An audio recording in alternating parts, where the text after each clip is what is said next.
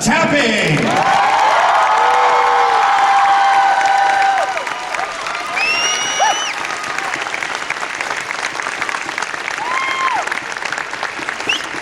Have you been enjoying yourself? I'm afraid nobody would be here. Have you been enjoying yourself at the con so far? No. No. Terrible experience. No, it's been totally awesome. This is one of the best conventions I've ever worked or been to, so. And I'm Well, hoping you're everyone's gonna- been very lovely, so thank you for that. I have a couple of quick questions. Uh-oh. Yes. First off, your directorial debut on television was the 2004 Stargate SG-1 episode, Resurrection. Did you face any challenges moving from being in front of the camera to running the show? And were your castmates helpful, or did they just put you through the works? No, you know what? I was nervous about whether or not they would make fun or be difficult. Not, to be mean, but that they would be difficult just to be funny. And no, they were totally awesome. And Michael wrote the episode, so the two of us spent a lot of time going through what we thought were the important beats. And because it was Stargate and I had been on the show for so long, the crew was awesome. I didn't face the same challenges that I actually face now as a director. Interestingly, because it was my show and I knew everyone so well. For me now, going on to shows like Primeval or Arctic Air or Continuum, I have to work a little bit harder off the hop to prove that I know what I'm doing. Whereas with Stargate, everyone was just so, so supportive and family right from the That's go. wonderful. Yeah. That's great, because I've heard horror stories from other actors who've transitioned to directing on their own shows, and some casts are rather brutal. No, my boys were awesome. In those rare moments when you're able to just kick back, relax, zone out, what's in your DVD player or Blu-ray player, or do you read, or what do you do? Her mic is dead. I love to read, and my daughter, who's just turned 8, loves to read too. So we spend a lot of time cuddling up reading together. What's in my DVD are like kids' movies, but I just got her into Narnia. Yeah, for years, she was like, I don't want to, because it had, that lion on the front of the first one, and she was too scared. And now it's like her favorite thing, the Chronicles of Narnia. So that's pretty cool. That's great. You started out working on stage, and you learned your craft there. And it was stated that you were originally not too keen on the idea of working in television. It's so true. Where did you originally want to see your career go before you started doing television? I wanted to work on Broadway, and I wanted to move back to England and work in, in the theater district in London, which I still want to do. But I thought if I did anything filmic, it would be, really, really cool art films. I was like 20-something kid getting out of university theater school, and I just had very lofty ideals. And I remember we had a guest professor come to the school in our final year, and he turned to me and said, "Oh, you're going to be on TV." And I went, "No." I was so offended that he said that. And he said, "No, seriously, I think that's where you're going to end up." And I was like, dude, no. I'm only going to do theater. And then I did. I was doing theater, and I had a comedy troupe, and then I got an agent. So I was like, everyone was getting an agent, so I better get an agent. And I got my first audition for, I've told this story before, for Tim Hortons Donuts, which is a coffee shop in Canada. Hello, Canada! Yeah. And that was my very first audition for anything on film or television, and I got it, and I sold oat bran muffins in a 30-second commercial. And I got my first paycheck, and I went, what? I can pay my rent. So I was hooked. I wish that could happen to me. No, it was a nice for me. What I've loved about my career trajectory, which has not been meteoric, it has been very, satellite going around here. it's just been, I think I've earned every next step, you know? I did a lot of commercials and then got my first guest star on television, you know, by doing a couple of lines or being the reporter at a scene of, you know, so it was like every step I really like clawed my way, and then, so when I finally got Stargate, I felt like I'm ready for this. I didn't think I'd get it, but I thought I'm ready for it. Well, I'm sure our audience has plenty of questions for you. We've already got some lined up over here. So let's go ahead and start with you. Hi. Okay, that microphone's not working. Testing? I can talk really loud. Oh, there we go. Oh, wow. Can you ever? So I was wondering if you could talk about how Sanctuary for Kids is going. Thank you for asking. You're awesome. We set this up, I have to be honest with you. I asked in the autograph line, are you coming to the panel? And she said, yes. And I said, please ask a question. And she said, what would you like me to ask? And I said, ask about Sanctuary for Kids. And you did. You're a rock star. Yeah, I was like, you're totally setting up the panel. But it's going very well. Thank you very much. I'm super proud of the initiatives that have been done by the fans for Sanctuary for Kids.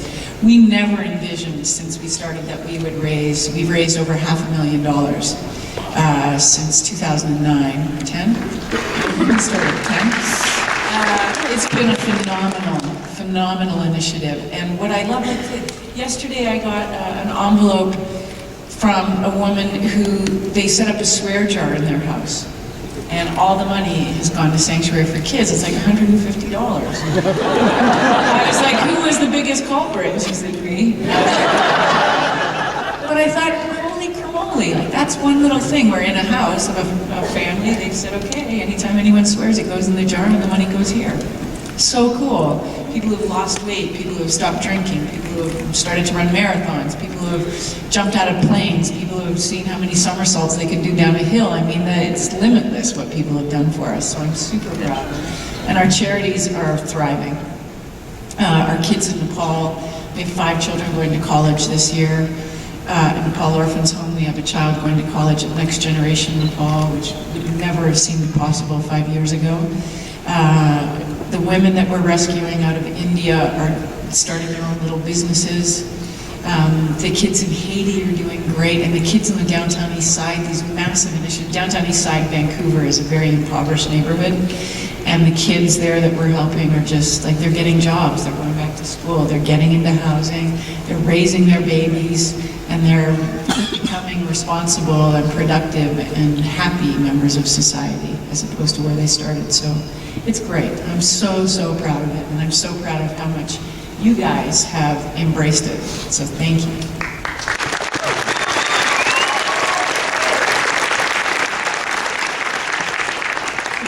Go ahead. First, I'd like to say thank you from all the women out there for giving us such strong, beautiful women to look up to finally in the science fiction community.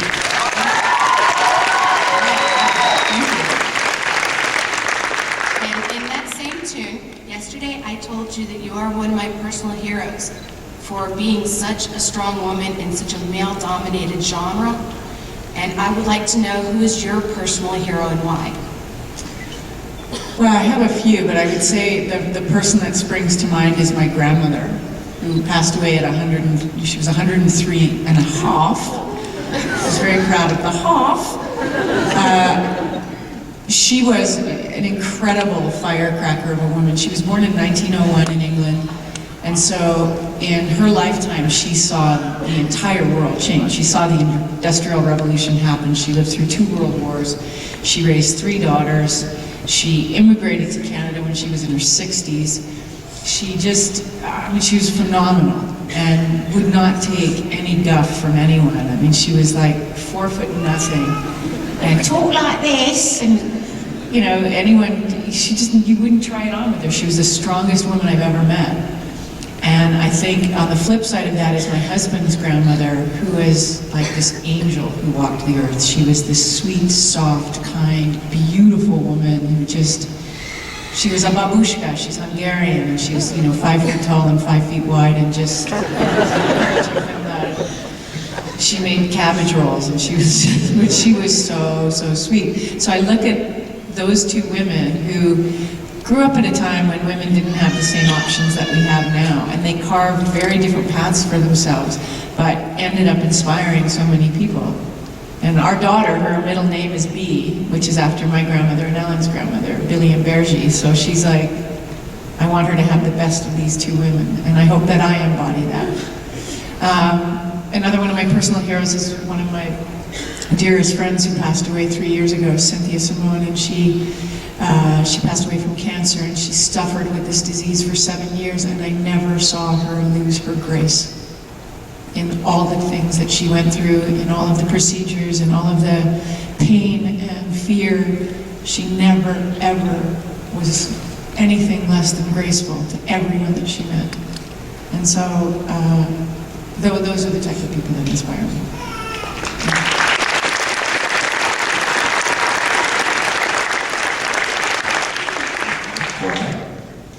Sorry, I'm really nervous because I've been meaning to meet you ever since I met Helen Magnus. So.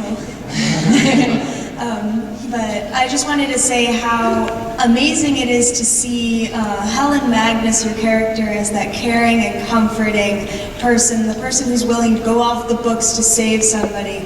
But then to see that switch in Supernatural, your character as the angel woman who manipulates Cass into betraying Dean and Sam, how to the book your character is. It was so shocking for me. I just wanted to know how did you adjust to that? Well, what was interesting with Supernatural was I got asked to do 3 episodes initially. I had no idea what the character was about, and of course you sign a massive non-disclosure, and you get your script. And so my first episode, I was in like one scene, and I was like, who is this woman? I think she's an angel, but is she? Wow. And I never knew, until I would get the script, what my character was going to be doing. No one talked to me about whether she was good or bad, and I remember asking once, and they were like, wait and see. So every script I would get, and then I did my contractual 3 for them, and they kept inviting me back, and every script I would go, oh, they're going to kill me. Oh, they're going to kill me. Oh, they're going to kill me. But I never knew who she was. I was never sure until the end. And so I remember doing the scene where I get Misha to kill Dean over and over again, and they pan up and there's like thousands of Deans dead. And Jensen turned to me and he said, oh, the fans are so gonna hate you. Yeah, your fans are pretty intense. And they're like, yeah, they're gonna hate you. It was the first time I'd ever experienced that side where I was like, I'm playing someone truly awful. Oh my gosh. But what I loved about it was I never knew, so I could just play the pure directive in the script. There was no ulterior motive, there was no agenda, because I didn't know what it was. So it was pretty cool. And I liked being mean. I liked that she flipped around at the end, but I kind of dug being. It was fun. Yes. Small bursts. So, working on Supernatural, the guys are known to be kind of mischievous. Did they pull any pranks on you? You know what, they didn't. Misha has this thing where he's just so sardonic, and he tries to make you laugh when he's not on camera and you are. And it's really subtle, but he just pulls faces or whatever. Or the boys always try to make each other laugh. But everyone was pretty nice with me, because I was mean. So no, I never had any pranks pulled. Just Misha being goofy and us getting the giggles. And he was the person I worked with the most. And Mark Shepard, of course. And the two of us would just look at each other and laugh and walk away. We know each other, so it was like, oh, geez, here we go. But yeah, I guess my short tenure there wasn't enough to get pranked. We'll see if I died for real or not, and whether I get to go back. Just putting it out there. I don't know if you guys have any influence on that thing called the intraweb, but... Hi, Hi. My question is also about Supernatural. I just wanted to say thank you for coming to Phoenix. And my question is, in the end, when Naomi told Castiel that she would let him do anything to save heaven, do you think that she was telling him the truth? Or do you think she was only telling him in the hopes that she would be able to actually save heaven? Oh, I think she was telling him the truth. That's my opinion. I think that she was being honest with him. I think that it was the only time that she was truly honest with him, is at the very end. That's my opinion. What do you guys think? Yeah, some people don't watch Supernatural. Everyone thinks that she has an agenda right up to the end. I don't know. I read it at face value and went, she really means this.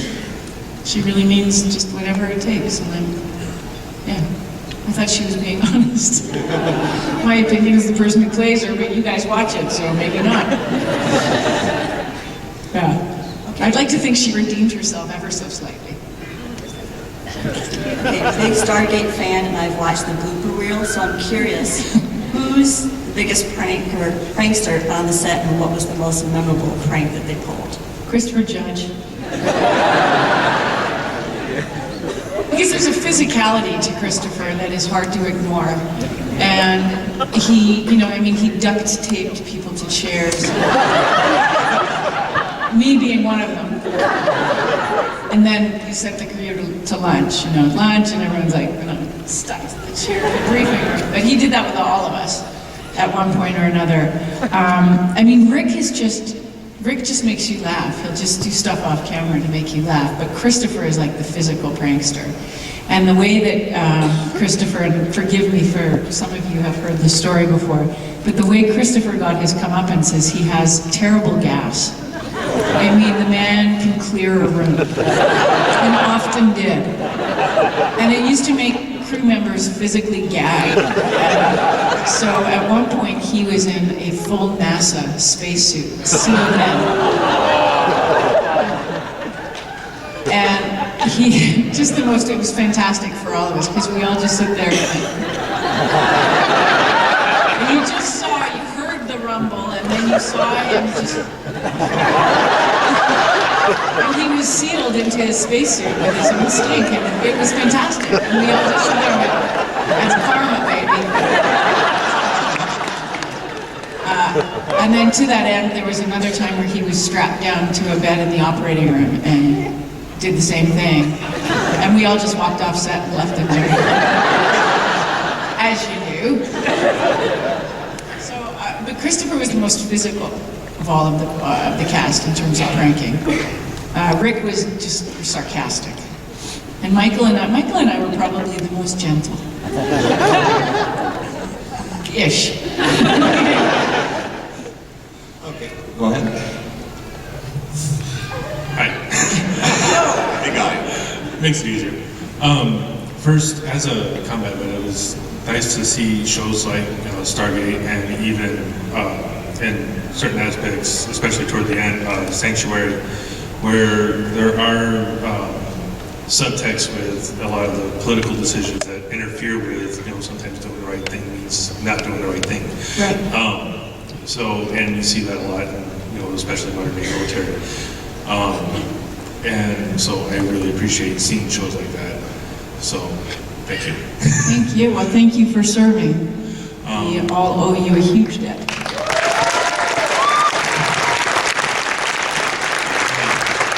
My question is especially when seeing Samantha Carter and Helen Magnus, what's your natural accent? This. Well, I'm talking right now. I guess Canadian.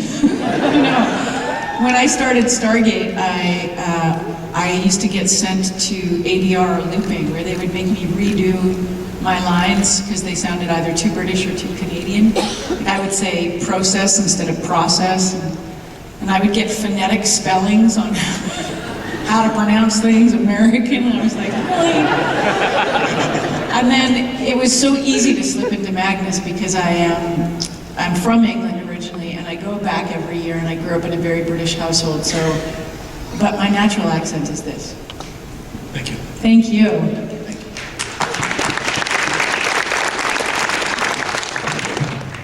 Hi. Like many of us here, I think that Sanctuary ended way too soon.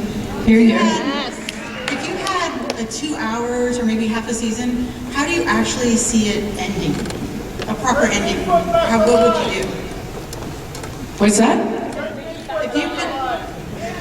If you could do a proper ending and wrap it up, what do you see happening? Oh my gosh, I just never wanted to think of Sanctuary ending, so I've never thought of that question. I mean, when we sort of did the reboot at the end of the 4th season where we went to the new Sanctuary, I just saw that as a whole fresh start. So I don't know, that's a really good question. Yeah, I mean, it just seemed like a whole new beginning. I really wanted to hang out with Tesla more. And and I wanted some proper resolution to Helen and John, and I wanted, what she said. Wow, I'm stumped. I don't know. You did say you would ask a good question, and you stumped me. How I would like to see it end is that it wouldn't.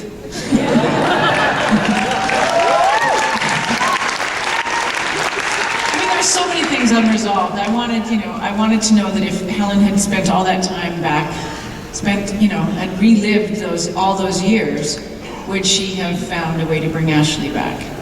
And what could that have meant in the 5th season? And all those things would have been so cool to explore. You know what I mean? I write really good speeches. I do. I'm asked to speak a lot, and I give keynote speeches at luncheons and stuff, and I'm really good at it. I give great eulogies. And I do. I know it's sad to say, but I really do. And I give good speeches, but I've never thought of writing a book. Okay.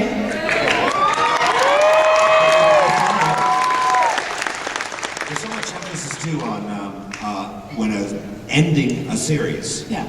That, when a show comes to the last season, whether they're getting canceled or they're coming to they want to come to a natural conclusion of wrapping everything up.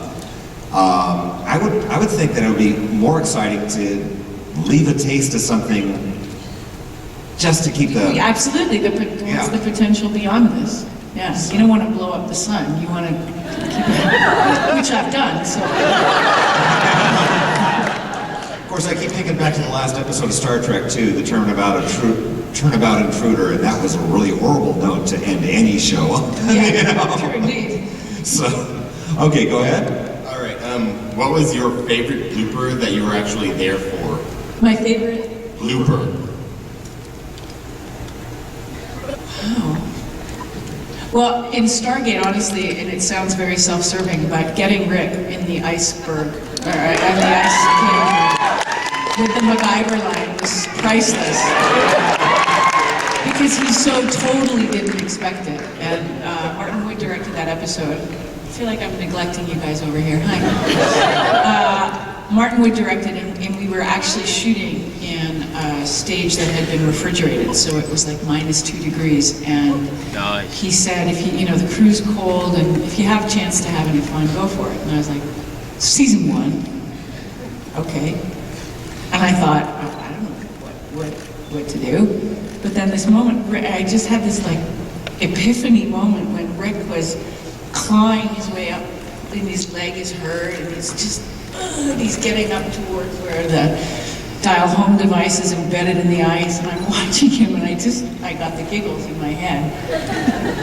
And then out came what came out, and I just remember like I can't remember, the first thing I said was, "You can't dig us out. You used to be, or you got a belt buckle, shoelace, and a piece of gum built as a nuclear reactor."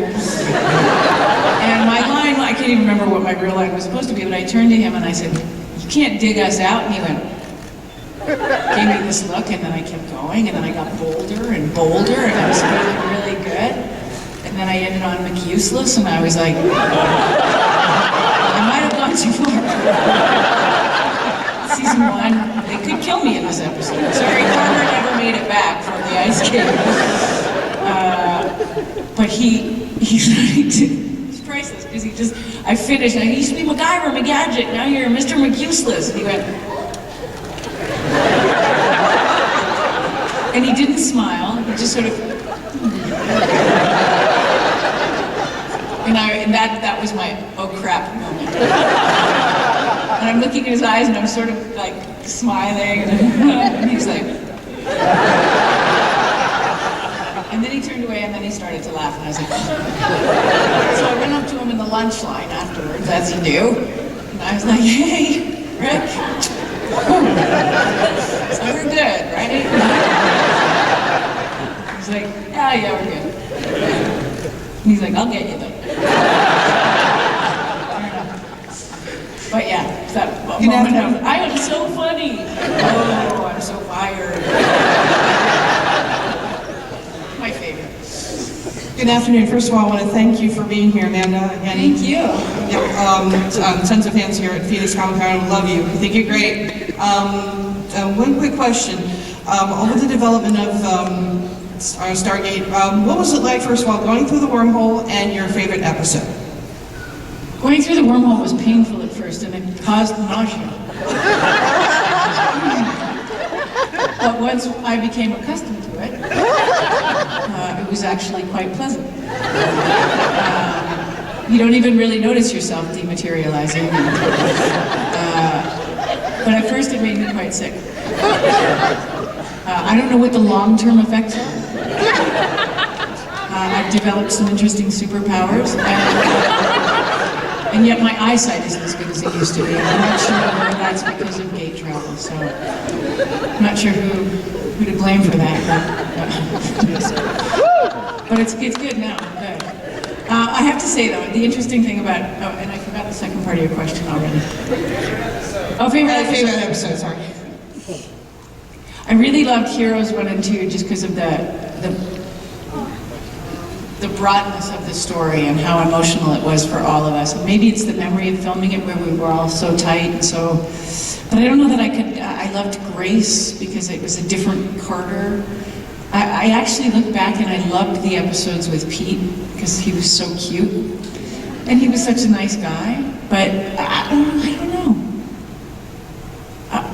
Any episode where Richard Dean Anderson happened to kiss me was pretty good too. Seriously, man, he's got game. But I have to say about gate travel, the way that we used to shoot Stargate and how long it took to set up the vis effect of the gate travel, like the green screens and the Mylars to make the ripple effect, and we would shoot on 35mm film, and so it was like a 45-minute setup every time we went through the gate. And by the time we finished the series, we just walked through. And everything was laid in after the fact. We were now digital. It was so easy.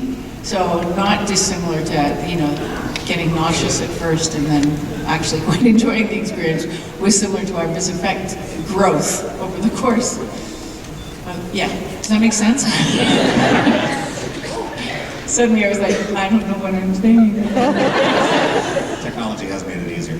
Go ahead. Okay, I've got to ask, how did it feel to blow up a sun? How did I blow up a sun? How did it feel blowing up a sun? Very powerful. Very powerful and a little scary. Because there's that moment where you go, ooh, I wonder if I've destroyed anybody in doing so. I love the lines that they gave Carter. You blow up one sun and people expect you to walk on water, stuff like that. I just loved the fact that she was so smart and was actually capable of blowing up a sun. So not many people can say that. Just saying. First off, I have to thank you on behalf of a friend. He loved your character, and Samantha Carter drove him to become an officer in the Air Force. Oh, wow. In astrophysics, and he's about a semester away from doing exactly that. Holy moly, that is so cool.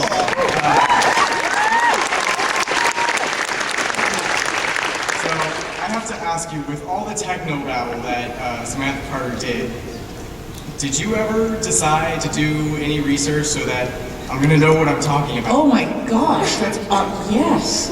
I did tons of research. I would take those massive technobabble speeches and I would break them down into layman's terms so that I could explain it to anybody.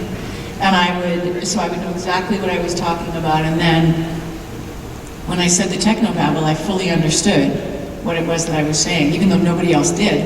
I did. And I took it really seriously. And I've told this story before, so forgive me if you've heard it, but I would read the scripts, and there was one time I was in my trailer and I was going through the script, and I went, and there was an equation in there. And it was, if we do this, then hundreds of thousands of people could die. And I looked at it and I said, that doesn't seem quite right. So I was writing out, and I went, okay, well, X over R equals, and the planet just ran, and what did he say? Divided by pi? Anyway, I went in through this immense mathematical equation and realized that the writers were wrong. And I was so proud of myself. I was so stoked that I ran up to Brad Wright's office, and I went, Brad, I got this line here. It doesn't quite make sense. And he went, oh. Okay, and I said, you see, and I started to explain this equation to him that I had come up with in my own head. And so R is the ratio of the turning of the planet, this is the gravitational pull, and these are the population pockets, and this means this, and blah, blah, blah, blah, blah. And he looked at me and he said, so, just change the line. And I was like, okay. And I walked out of his office so deflated because I'd got in there like, I know what I'm talking, I could practically be an astrophysicist.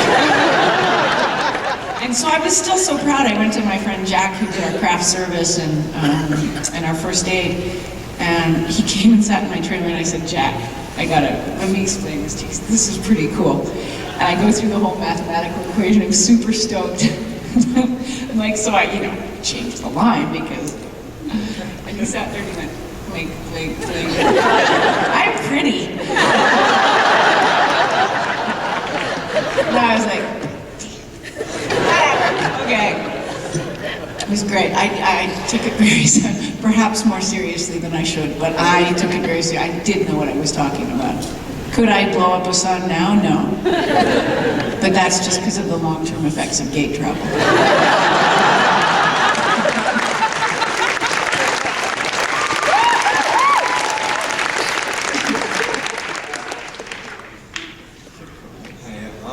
My question is, with being a producer, a director, and an actress, do you ever find it hard balancing that with being a mother? I've been incredibly lucky in that I have an amazing husband, and we've been together for over 20 years, and he gets it. Yeah, he's really cool.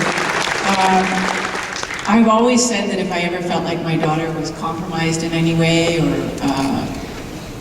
or that it seemed like I wasn't doing my job, then I would just quit work and be with her, because I chose to have a child and I want to raise that child. And I was so lucky that I could take Olivia to set with me for the first 18 months of her life. We spent 24/7 together. She came to Stargate every day, and I'd fire my P90 and then go into my trailer and breastfeed. It was a good balance. But it's just a matter of making sure that the time that you do have is really focused and engaged. And I endeavor every night to be home for bedtime, and that's a big ritual for Olivia and I. And we read our story, and we snuggle up, and we do this little dream train. And it's just, you just have to make sure that the moments that you're there are focused and concentrated, and that you're present. So work is work, and home is home, and you try not to cross-pollinize them too much. So I have been very lucky in that I have balance, but I also have a great partner to help me.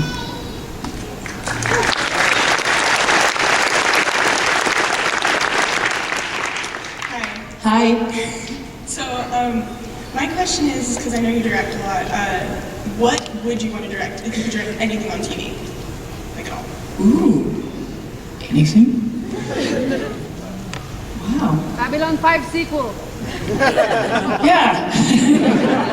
I'd love to do something, like I'd love to direct Game of Thrones. I'd love to have that kind of huge platform to play on. And I think eventually I will put myself out there. I mean, I need a lot more experience, but I just finished directing an episode of Continuum. Yeah, it is an awesome show. And I'm even a bigger fan now that I've worked on it. It's just, the people are incredible. But I just, again, with my directing career, it's sort of, it's been a slow, you know, I've had to really work at it and try really hard to get jobs, and Primeval was a huge help, getting 3 episodes of that, and this show called Arctic Air, and now Continuum. So I'm hoping that, you know, I get trusted with bigger and bigger things, but something like Game of Thrones would be awesome. Yeah, I know, right? Momoa. Okay, go ahead. Hi, I'm Cheyenne. Hi. I just wanted to first off thank you for being such an amazing and fierce woman on television and in real life. And I want to know, what were the biggest differences between acting with the cast on SG-1 and acting with the cast on Stargate Atlantis? Wow. The cast of SG-1, we became family instantly. You know, we were brothers and sisters, and it happened very quickly. And we've been friends ever since, and we grew up together in a lot of ways, and so there's that history. So to go to Atlantis was, I mean, I knew David, I knew Jewel, and I knew the whole cast, I knew Joe, I knew everyone, but I've always felt like when I went to Atlantis that I was in somebody else's house. You know, I was like staying with my aunt and uncle instead of at my own, you know, I wasn't sleeping in my own bed, and you know what I mean? It just, I had that sort of feeling of I'm visiting. And they're phenomenal. The cast was very welcoming and they were great, but it just wasn't home in a lot of ways, if that makes sense. But, and plus the cast of SG-1, we had such a shorthand with each other after all those years together, and we just, sometimes we didn't even have to say anything, it would just be a look and we'd know exactly what the other person was thinking. And Atlantis had their own groove going, and I sort of came into it, so I wasn't, it took me a while to get into the groove with them. And not because they're not fantastic people, but just because they'd already established their rhythms. Do you know what I mean? Yeah. Hello. Hi. My name is Samira, and I wanted to know what it was like working with Till. Well, he's pretty cool. He's a big, imposing, physically massive wall of humanity, and one of the gentlest, sweetest, like, could cry at the drop of a hat. Talk about things and Chris would cry, and he meant it, and when he laughed, like, he was 3 blocks away and you could hear him laughing. He lives very fully, this man. And, you know, no matter what he's feeling, it's pure and it's raw and it's huge. And yet he's such a teddy bear. He gives awesome hugs, too. Like, there are times where you just sort of seek him out for a hug. Chris. Yeah, he's pretty cool. If you like that sort of thing. Big, cool, and sweet. Hi, Amanda. Hi. Love you. Okay. Thank I am a Gaveteer. I was at AT6 last year. There's several in the audience. There's a couple listening on the live feed. I was just wondering, at AT6 you gave us a little teaser that said that not to close the book completely on Sanctuary. I'm still saying don't close the door completely on Sanctuary. Awesome. Okay, that was my question. I just want to make sure. Yeah, no, Sanctuary is a very complicated beast because we are privately financed. And our IP is owned by a company that kind of bought us out in order to make the show. And so every year we had to convince these private financiers to pay a lot of money to continue making a television show, and it's not their primary business. So we're trying to pursue other avenues with them, and just fingers crossed that they come around to it. Even if they just, you know, loan us the IP and they don't have to put any money in. Well, tell them to ask the fans, because I'm sure we'll all be very into it. Cool. Hi, Amanda. Hi. We've been watching you for years, and just to say, you still look amazing. Wow, thank you. Wow, thank you. I just have one big question for you. Let's say Sanctuary is dead. Naomi is dead. What's next for you?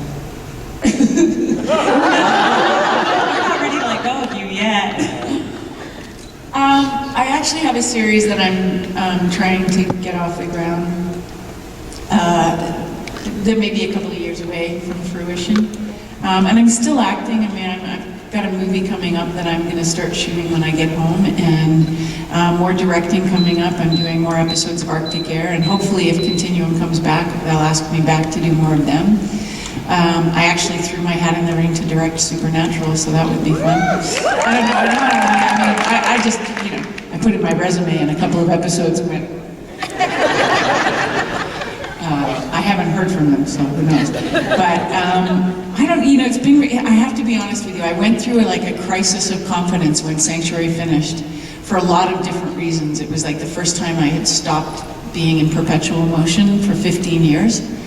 And it was the first time I wasn't going to be on a TV series in September. It was the first time I wasn't going to go to the upfronts in New York. It was the first time I wasn't going to go to Comicon in July. And I was freaked out because I had been doing it for 15 years. And I sort of said to myself, well, who is Amanda Tapping if she's not that girl that's on that TV show? It was a real, who am I? How do I establish this, what's this new phase for me? And I'm still navigating those waters, and it's actually been really phenomenal because I haven't stopped working, but it's very mixed. I'm always doing different things, so it's exciting, but it's a little scary too. So when people say, what's next? I'm like, well, and hopefully something really cool. I've been very fortunate, but I do know that I have a couple of gigs coming up, and we'll see. Just looking for another sci-fi show that begins with the letter S.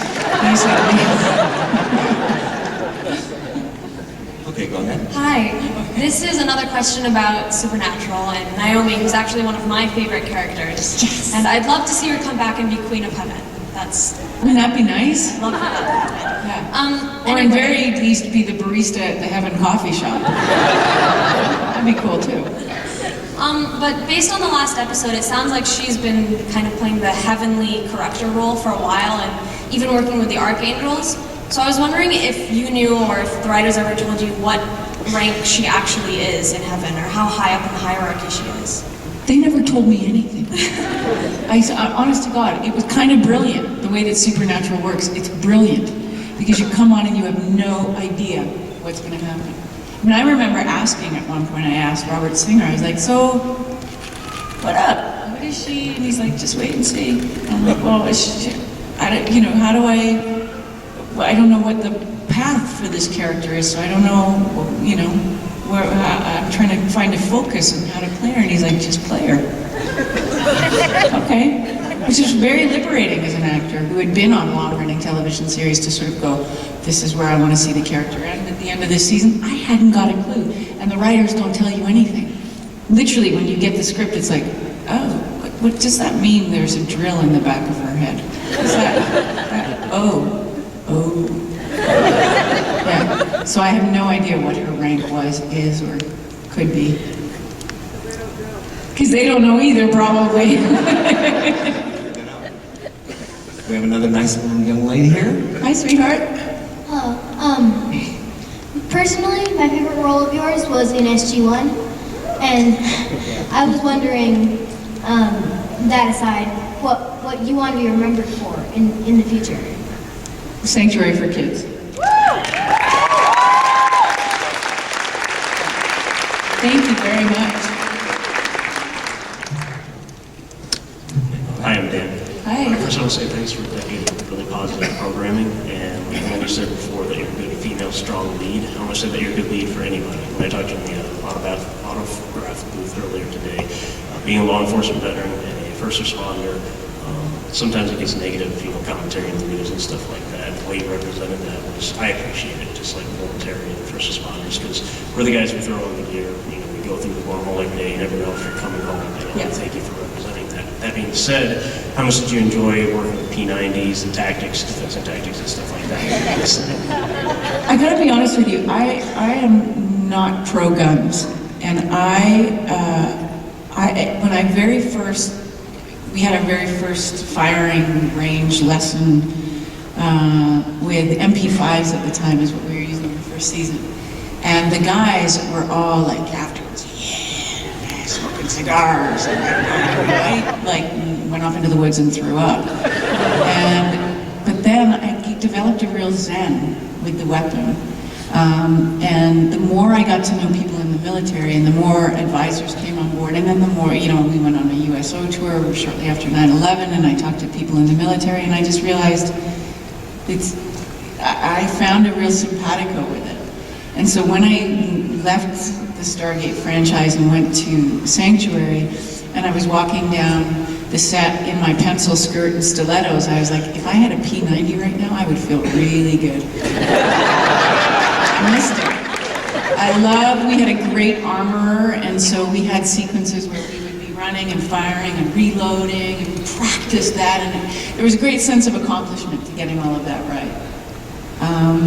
Not only because we were representing the military, and it wasn't like we were making up a branch of the military, we were representing the Air Force, and it was there was a lot of protocol to be followed.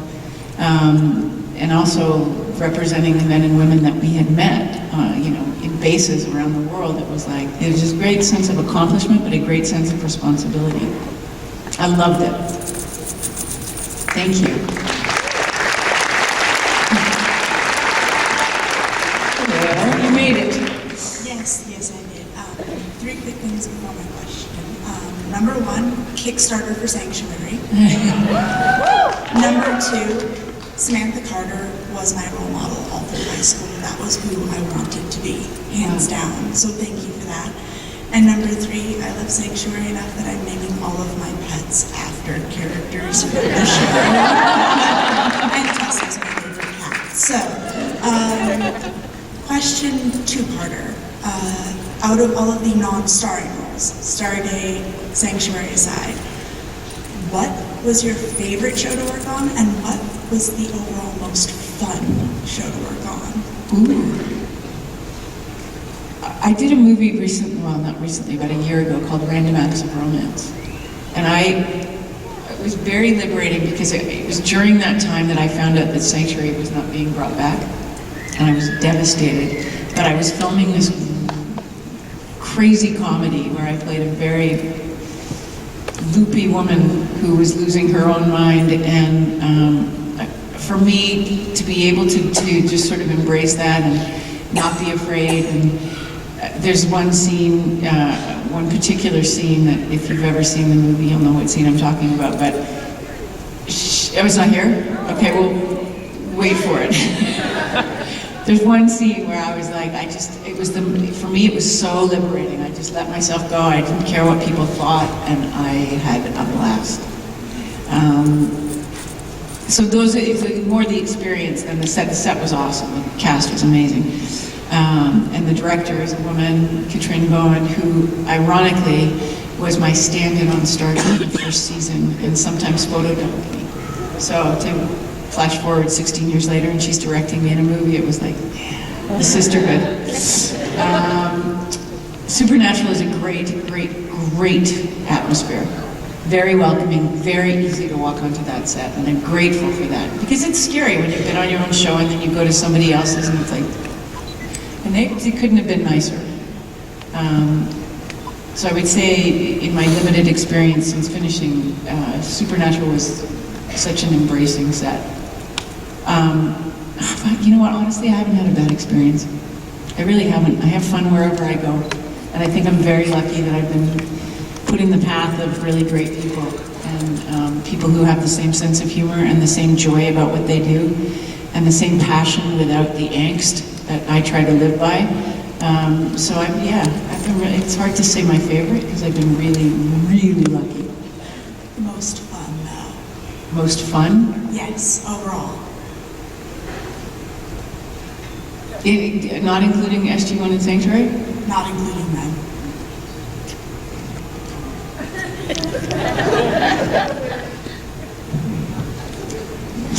It's really hard. Random Acts of Romance.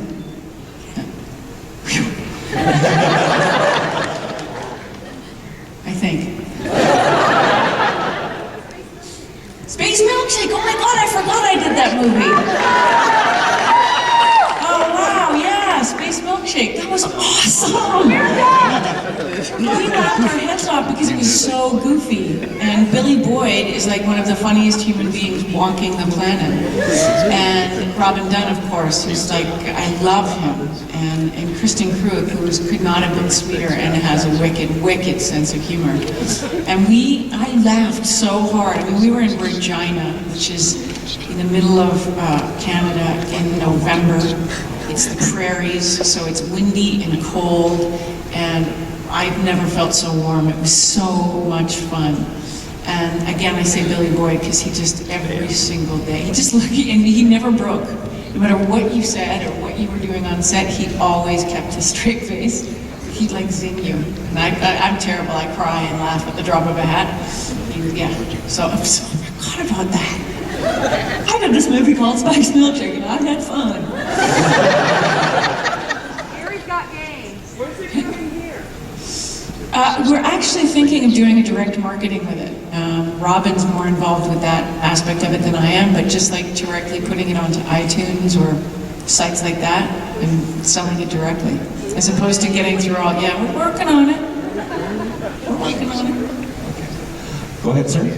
Hi. As co-host of Gatecast, I've spent the past 4 years and 8.5 seasons watching your character of Samantha Carter develop, and we've come up with a theory that we call the romantic curse of Samantha Carter. Prior to Pete, I know not what you speak of. anyone who fell for Sam Carter seemed to die. So did you actually petition for someone who didn't, or Yes. was that the producers? I went to the producers and said, this is ridiculous. Could I please have a boyfriend who actually lives? Who I am not directly involved in killing, or who by some, sad mistake of mine dies. Could we please just have a guy who doesn't? Please? Because I was getting embarrassed. And so along came Pete. And he didn't die, I ripped his heart out of his chest against a tree. But he didn't die, so. Thank you. Go ahead. Oh, it's loud. Being that the British have a very quirky sense of humor, do you find that you often shoot yourself in the foot by upsetting cast members or people on the set by your unusual sense of humor? My parents are British, so I have a tendency to really upset people. Do you really? Laughing at things that maybe aren't so funny. So. Sometimes I say things that I think are hilarious, and people go, what? What do you mean by that? But for the most part, people get my sense of humor. But I work with people, like Richard Dean Anderson, Chris Judge, and Michael Shanks, and then, with Robin Dunn and Ryro and Chris Heyerdahl, and it's like, they get it. I've never, every once in a while there's a head scratching moment. For the most part. For the most part, they get it. Or at least they pretend to get it. What did she say? Hey, Amanda, you have a really cute family. I've been curious, how did you meet your husband? Wow, personal, hey? He was introduced to me by a friend of mine. And she used to date him in high school, as it happened. No, it's all good. It's all cool. We just hung out last weekend together. Everything's good. But she was going up to her boyfriend's cottage, and she said, "Why don't you come up for the weekend? You need to get out of town." And I said, "I got to work late Friday, and I don't have wheels, so no, have a great time." She said, "Well, you know what? Alan's working late Friday, and he's going up. So why don't I just ask if he'll give you a ride?" And I was like, "Sweet." So I knew Alan. We'd met. We hung out together. And he picked me up at what they call the Kiss and Ride, which is like part of the subway system in Toronto. And so you drop me, there's a little roundabout where you drop off your spouse and they go to the subway. So he picked me up at the Kiss and Ride, and it was a 5-hour drive to this cottage. And it was the first time he and I had ever spent any time alone together. And halfway up, we stopped at a Tim Hortons. So Canadian, our story is so Canadian. And I remember I was washing my hands in the bathroom, and I looked at myself in the mirror, and I went, "Oh, I think I just fell in love with this guy." And he said the same thing had happened to him. So, yeah, right? And that was 20 something years ago. 20 something. So we met through a mutual friend who's still a very, very dear friend of ours. Yeah, my dude. He's a very nice, normal guy. It's like, I get all nervous when I talk about my personal life. Okay, go ahead. First off, I love you and all your different movies, but I heard Chris got like burned by pyrotechnics and it messed up one thing. Did you ever get any that close that you got hurt by any chance on any Stargate? And also, I'm really hoping for a Kickstarter. Are there any like movies for Stargate happening or in the works? Because I really, really want more movies. Well, there was a point where Brad Wright had written a movie that sort of, from what I understand, brought the three shows together and was like this sort of final gift to the fans of the culmination of these three shows. And it looked at one point like it was going to go, and then MGM had financial troubles again. And so I honestly don't know what happened with it. And I don't know that, I don't know if the ship has sailed, like whether it's too late. It would be really cool, I think, to get together before we have to go through the Stargate using walkers. That would be nice. Oh, your first question, pyrotechnics. Yes. On the set of Stargate, I got blowed up. It was season 1, and we had a shot running through the woods where I think there was 3 of us, and I was the 3rd person. And as soon as so there's this, we run through this path, and as soon as the 3rd person goes, our special effects guys set off a mortar. Not a real one, obviously, but a little explosion that threw up all this dirt and sparks. And so they knew the count. It was one person, 2nd person, 3rd person, boom. Well, what they were not told was that we were also doing it in Steadicam, which is a guy with a camera strapped to him, running backwards, leading us. And so he saw 1 person, which was the Steadicam guy, 2, 3, and just as I hit the mark. So it was like, he felt terrible. And I just remember that my makeup melted a little bit, and I had to, because I had all these little red spots, like little dots, but it seriously was not bad. It could have been way worse. And I remember the director, Mario Azzopardi, who directed our pilot, came up to me and said, "Why you are so stupid, Amanda? This is your face. You can't, what is without your face? This is your career, your face. How come you do this?" And I was like I set off the bomb. Are you kidding me? He got really mad at me, and I think it's because he felt guilty and he didn't know how to express that. Like, I don't think he was capable of saying, "I'm sorry, this happened." So instead he was like, "You idiot!" So I remember it more for how this director reacted than to the actually getting blown up. But it was kind of scary, and it was a big lesson. And the special effects guys, God bless them, were so upset. Like, I was going around hugging them, saying, "It's okay, it's gonna be okay." And a couple of times where the shell casings, when we were doing really long firing rounds, especially with the P90s, because the shells ejected straight down. So I remember once doing this scene and the cameras were rolling and I came out from behind a tree and I was on one knee and I started firing and the shell casings were hitting my leg. So it was right there.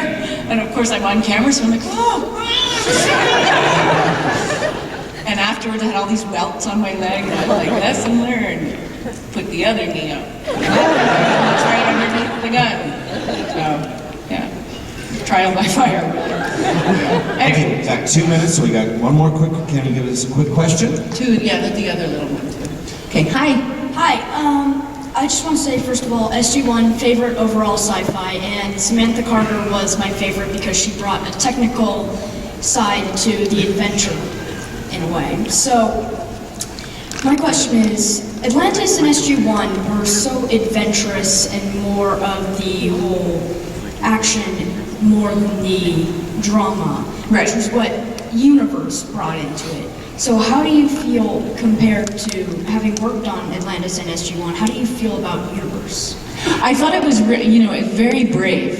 And I think that what they were trying to do was reinvent the wheel in a way that the SG-1 was so sort of iconic in its sense of humor, and it had a huge heart, but it also didn't take itself super seriously. And Atlantis kind of had the same vibe, and so I thought the third episode, or the third series in a franchise, you've got to have to try to shake things up. And I thought they did it really well. I don't think that people embraced it as much as I thought that they would, but I thought it was really brave to actually take this known franchise and kind of turn it on its ear. And I thought Brad Wright is a really brilliant man and a great writer. And I think that he was sort of just as shocked by the ending of Universe as he was like, what? People don't like it? What? But it's, not that they didn't like it, I mean, a lot of people loved it. But yeah, it was just, it was very different. And the way the style they shot it in was totally different, all handheld, kind of shaky. Remember the camera guys who had used to, Stargate SG-1 and Atlantis who had moved over were like, oh, this show is killing us. But I thought it was really brave to do it that way. Yeah. Thank you. And I want to thank you. We've got one little one. Okay, one little one. How was the Stargate built? Pardon me? How was the Stargate built? How was the Stargate built? That's a great question. Wow. Sugar and spice and everything nice. It was built by the ancients, right? So I don't know because I wasn't there. Oh, that's such a sweet question, and I feel like I need to do it more justice than I'm doing it right now. Anyone? Come on, somebody. How is it built? Phase inducers. Yeah, I don't know. Yeah. I mean, if you're Orlin, you build it using my microwave oven, but.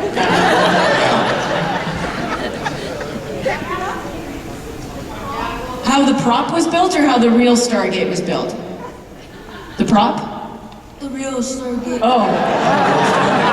In Stargate SG-1. Oh, well, that's classified information, son.